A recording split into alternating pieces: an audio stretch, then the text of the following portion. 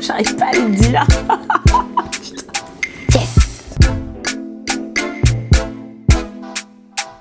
Bonjour à tous, j'espère que vous allez bien et que vous avez passé une bonne semaine. Je vous retrouve aujourd'hui pour une courte vidéo qui, je pense, pourra en aider certains et certaines d'entre vous. Alors je sais pas pour vous, mais moi le mois d'octobre et novembre, ce sont des mois que j'aime pas trop parce qu'on n'est plus tout à fait dans l'euphorie de la rentrée et on n'est pas encore dans le côté hyper sympa des fêtes de fin d'année.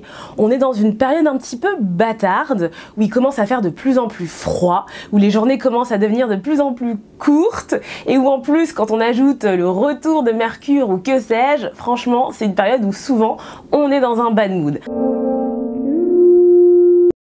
Les personnes qui me connaissent disent que je suis quelqu'un d'hyper solaire et de tout le temps positif, ce qui est globalement vrai. Alors oui, j'ai des petits coups de mou et je traverse parfois des périodes difficiles, mais fort heureusement ça dure jamais bien longtemps parce que j'ai mis en place 2-3 petits trucs qui me permettent de rester positive et motivée en toutes circonstances. Et ce sont ces petites astuces que j'ai décidé de vous partager aujourd'hui. L'astuce numéro 1, ça va être de tenir un carnet de la réussite. Alors dit comme ça fait un peu la meuf illuminée. Mais je vous assure que les 3 astuces que je vais vous partager, c'est celles qui fonctionnent le mieux. En quoi consiste le carnet de la réussite? Il va tout simplement vous servir à prendre du recul et à prendre conscience que vous parvenez à réussir des choses. Très concrètement, comment ça marche? Donc vous prenez un carnet, alors choisissez un beau carnet et un petit carnet. Beau parce que ça fait toujours plaisir d'avoir de belles choses entre ses mains et vous allez voir que vous allez en prendre soin s'il est beau, alors que s'il est tout dégueulasse, bah il va traîner dans un coin de votre table et vous n'allez plus jamais l'utiliser. Petit parce que l'objectif c'est que vous l'ayez toujours sur vous. Et dès qu'il vous arrive un truc qui vous fait plaisir, dont vous êtes fier ou qui vous apporte de la satisfaction, une toute petite avancée, peu importe telle qu'elle soit, peu importe telle qu'elle soit, peu importe l'avancée, bref, vous la notez. Vous notez la date et vous notez soit une citation, soit l'événement et ce que ça vous fait ressentir. Je vous donne un exemple de choses que j'ai écrit dans mon petit cahier de la réussite. Alors, par exemple, le 9 juin 2021, je fais partie des 6 finalistes pour le marathon pitch organisé par Les Échos. Le 18 août 2021, le Mob Hotel est toqué pour une collaboration. Le 6 septembre, il y a 5 étudiants de l'ISCOM qui vont rejoindre l'aventure Homeboa. Et le plus récent en date, c'était le 13 octobre dernier où j'ai été contactée par une personne de chez Graines de Boss.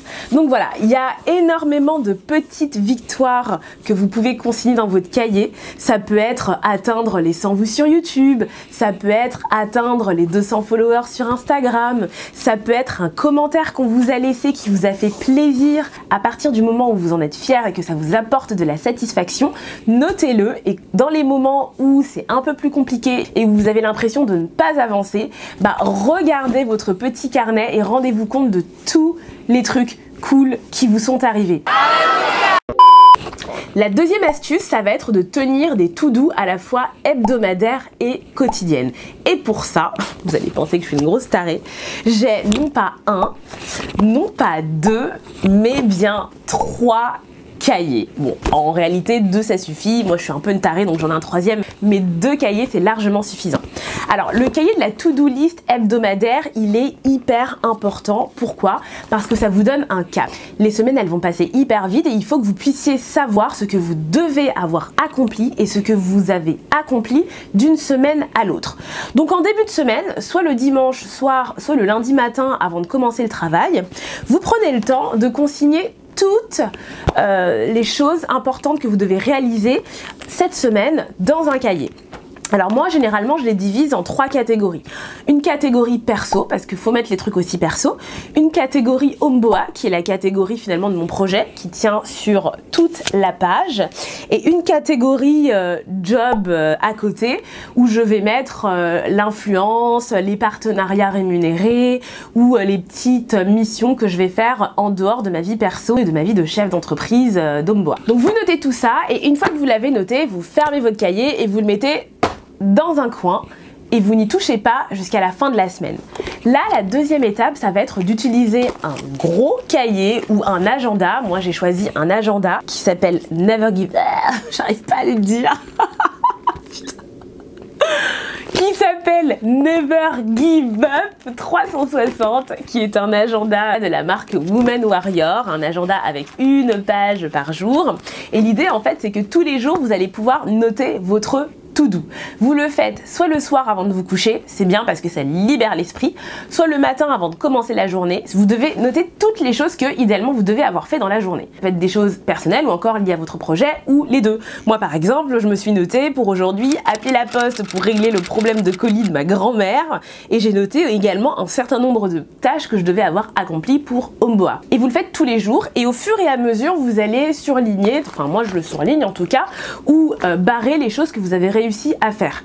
Ça vous permet de vous rendre compte à quel point vous êtes productif ou pas. Ça vous permet également de voir que vous avancez. Souvent, il y a des gros projets. Par exemple, moi, j'avais un gros projet qui était celui de refaire mon site internet.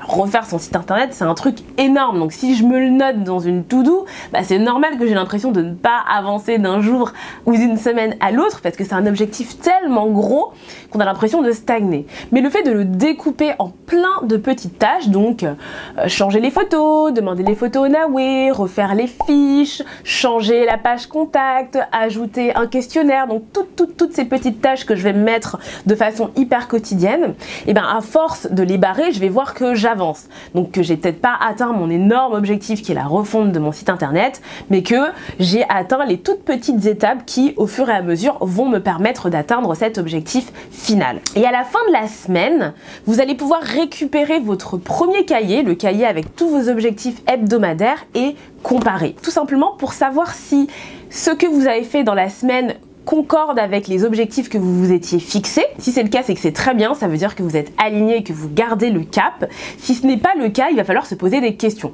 Peut-être que les choses que vous avez faites au quotidien ne sont pas des choses prioritaires. Ou peut-être que vous avez mal défini vos objectifs hebdomadaires. En fait, le fait de comparer un objectif hebdomadaire avec ce que vous faites dans la journée, ça vous permet de vous rendre compte si vous avez tendance à vous éparpiller ou pas. Et le fait d'en prendre conscience, ça vous permet de vous recadrer et de repartir sur de bonnes bases la semaine qui suit. Enfin, la troisième astuce, ça va être d'aller rencontrer du monde et de parler de votre projet. Alors, il y a une croyance un petit peu bizarre qui incite à ne pas trop parler de son projet parce qu'il faut pas qu'on vous vole l'idée, etc., etc. Moi, je suis complètement contre. L'idée que vous avez eue, il y a très certainement quelqu'un d'autre qui l'a eue, donc ça sert à rien de la cacher. Alors, on vous dit pas de donner toutes les infos confidentielles, mais parlez de votre idée. Pourquoi? Parce que dans tous les cas, vous allez avoir des retours. Soit vous allez avoir des retours négatifs qui vont vous challenger. Si jamais vous rencontrez quelqu'un qui vous dit ah, ton projet c'est grave de la merde, et bien du coup ne le prenez pas mal, écoutez ces critiques si tant est qu'elles soient constructives et essayez de comprendre comment vous pourriez vous améliorer et si effectivement vous devez vous améliorer sur ce point là. Si vous avez un gros coup de stress et que les critiques vous mettent un gros coup de doute, tadam, vous ressortez votre carnet de la réussite et vous regardez tout ce que les gens ont pensé de votre projet. Parce que si derrière vous avez consigné tous les petits commentaires sympas qu'on vous a fait, et ben une critique parmi des vingtaines de bons retours, ça fait pas le poids.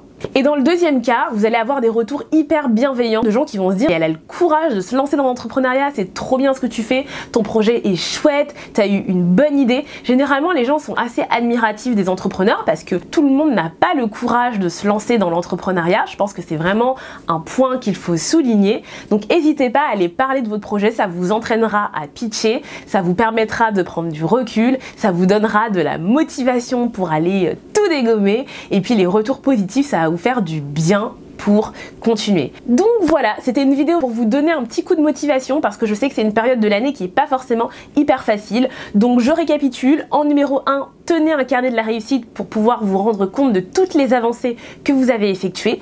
En numéro 2, tenez des to-do list à la fois hebdomadaires et quotidiennes pour vous permettre de mesurer les petits pas que vous faites même si vous n'avez pas encore atteint votre gros objectif. Et en numéro 3, allez parler de votre projet et rencontrer du monde. Ça va vous donner de la force, ça va vous donner la niaque et ça va vous donner de la motivation. J'espère que cette vidéo vous a fait du bien. N'hésitez pas à me partager vous les astuces qui font en sorte que vous restez motivé et positif envers et contre tout.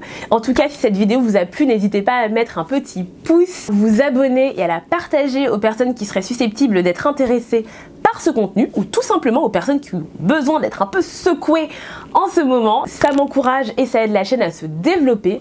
Sur ces quelques mots de motivation, je vous souhaite de passer une excellente semaine et moi je vous retrouve la semaine prochaine pour une nouvelle vidéo. Salut!